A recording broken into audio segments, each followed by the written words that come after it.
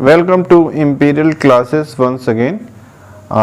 आज हम आपसे डिस्कस करेंगे वेरी और मच का सेकंड पार्ट। लास्ट लेक्चर में हमने आपको वेरी और मच के यूजेस बताए थे, आज हम उसके थोड़े से आगे के यूजेस बताएंगे। But before starting my lecture, I request all of you, those who have not subscribed my channel, please like, subscribe and share. Now come to the topic. Today we will discuss syntax of adverb. Syntax of adverb में हमने rule 1 लिया है, how to use very in a different way. तो मैंने इसमें लगाया very, उसके बाद लगाया first. very के साथ हम first भी लगा सकते हैं या next भी लगा सकते हैं या लास्ट भी लगा सकते हैं। इसका मतलब होता है एम्फेसाइज करने को। जैसे मैंने एक एग्जाम्पल लिया है आपको, there are 50 persons in the queue, कतार में 50 लोग हैं। अब उसको आगे एम्फेसाइज किया, the very first person is Alka. इसका मतलब हुआ the first person is Alka, मैंने इसको एम्फेसाइज किया बिल्कुल ही। उसी तरह very last person is Alka भी बोल सकते हैं, very next person is Alka भी बोल सकते हैं। इसको हम ऐसे भी यूज़ कर सकते हैं वेरी को। तो इस तरह के एग्जांपल्स आप एम्फेसाइज करने के लिए लगा सकते हैं। मैं रूल 2 ले रहा हूँ, जहाँ मैंने वेरी प्लस नाउन, इसका मतलब होता है सेम के रूप में भी यूज़ कर सकते हैं। मैंने लिखा भी हुआ है सेम, और एक एग्जाम्पल के साथ आपको बताया भी है। Please give me the very pen that he purchase yesterday. इसका मतलब है प्लीज़ गिव मी, वेरी को हटा के सेम भी लगा सकते हैं, the same pen that he purchase yesterday. Very को ऐसे भी यूज़ कर सकते हैं एज अ रूप, सेम के रूप में। आप इसका स्क्रीनशॉट लीजिए ताकि आगे के पॉइंट हम आपसे डिस्कस कर सकें। नाउ हम आपसे रूल 3 में डिस्कस करेंगे how to use much in a different way. इसमें मैंने 2 पार्ट्स में डिवाइड किया है, A part and B part. तो हम मच को वर्ब के रूप में यूज़ कर सकते हैं, वेरी को नहीं। तो मैंने कुछ एग्जाम्पल दिए हैं। He plays much, he sings much, he rights much, he eats much, he brings much, he talks much, he स्लीप्स much.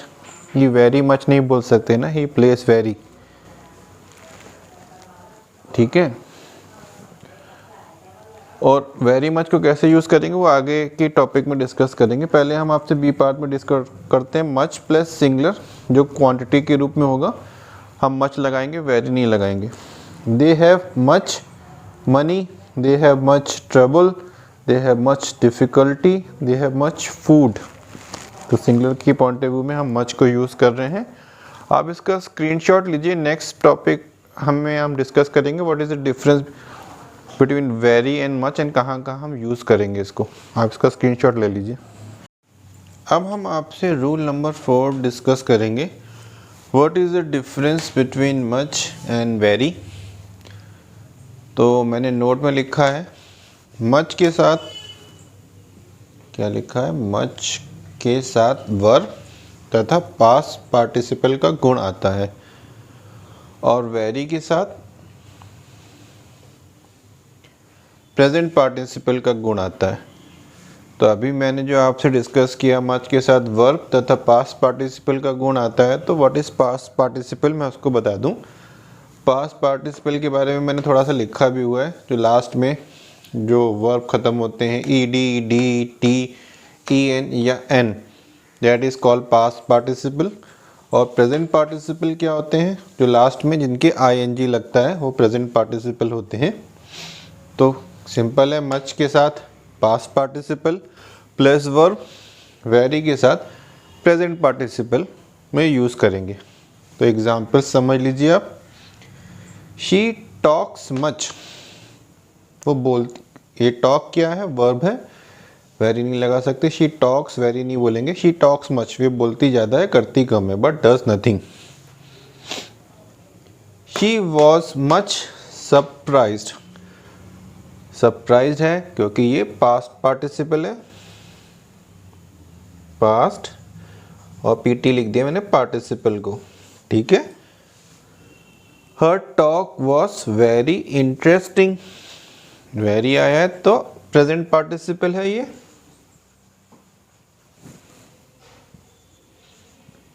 PT मतलब participle. This news is very distressing. Very आया है, distressing is a present participle. I am much obliged to you। obliged is a past participle। तो आप इसका screenshot लीजिए ताकि आगे के पॉइंट आपसे डिस्कस कर सकें। अब हम आपसे रूल नंबर 5 डिस्कस करेंगे, जिसमें हम आपसे कुछ इंपॉर्टेंट एक्सेप्शंस वेरी के डिस्कस करेंगे। जैसे अभी हमने आपसे कहा था कि मच के साथ पास्ट पार्टिसिपल लगेगा, लेकिन कुछ फ्रेजेस ऐसे हैं जिनमें पास्ट पार्टिसिपल के साथ वेरी को हम यूज़ करते आए हैं, कर रहे हैं, तो आप लगा सकते हैं इसको वेरी। जैसे वेरी प्लीज्ड, हम वेरी टायर्ड बोलते हैं ना, वेरी डिजेक्टेड, वेरी कंटेंटेड, कुछ इस तरह के फ्रेजेस हैं जिनके साथ वेरी लग सकता है। पर और फ्रेजेस बनाने की कोशिश ना करिएगा, बस इन्हीं के साथ यूज़ करिएगा, अदरवाइज आप मार्क्स गवा देंगे अपने। अब रूल नंबर 6 पे आते हैं। जैसे अफर्मेटिव सेंटेंस में वेरी के साथ वेरी मच का प्रयोग होता है, पर नेगेटिव में केवल मच का ही प्रयोग होगा। मैंने कुछ एग्जाम्पल बताए हैं।